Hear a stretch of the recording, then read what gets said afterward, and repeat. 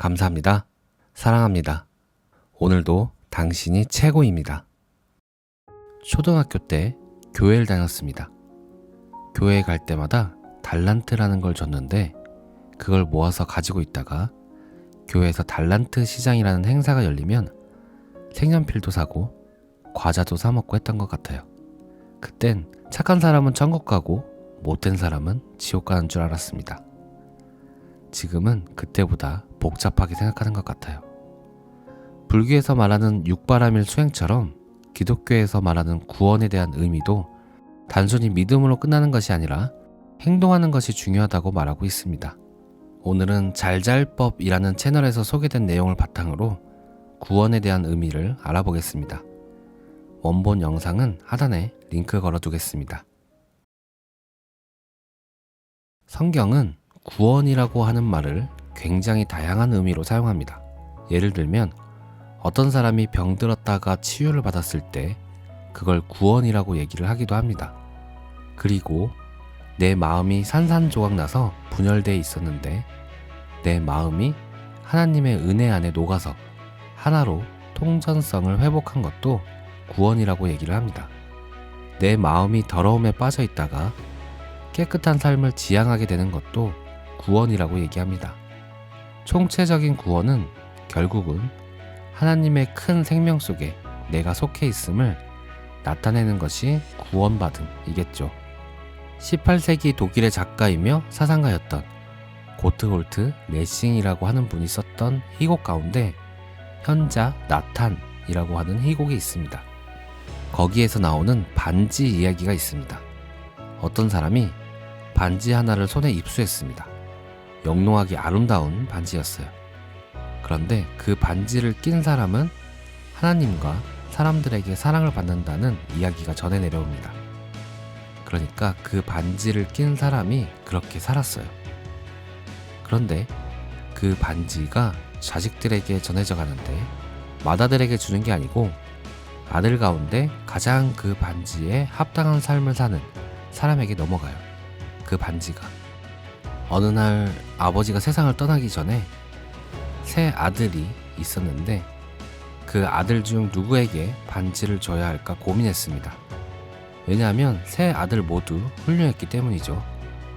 오랜 고민 끝에 아버지는 어느 날 세공사를 찾아가서 이것과 똑같은 반지를 2개 더 만들어 달라고 했고 솜씨 좋은 세공사가 똑같은 반지를 만들어 왔죠. 반지를 보니까 구별이 안 됩니다. 아버지는 한 명씩 아들을 찾아가서 반지를 줘요. 그 아들들은 뭐라고 생각했냐면 아버지가 나를 선택해서 반지를 주셨어. 모든 아들이 다 똑같은 생각을 했습니다. 그런데 아버지가 돌아가시고 보니까 형제들이 다 반지를 끼고 있는 겁니다. 아들들은 생각합니다. 이게 어떻게 된 일이지? 내 동생, 형이 끼고 있는 저 반지는 가짜일 거야. 그래서 재판관에게까지 갑니다. 그런데 재판관도 방법이 없어요.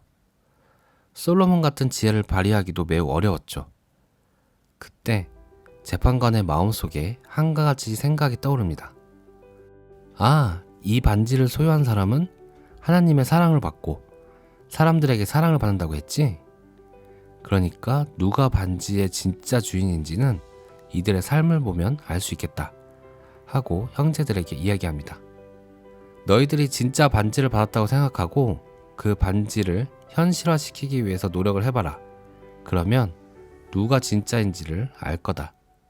레싱의 이야기는 중요합니다. 자기가 구원받았다고 말하면서도 욕심 사납고 구원받았다고 말하면서도 배타적이고 그리고 사람들에게 상처를 주고 이런 이들이 너무 많아요, 세상에.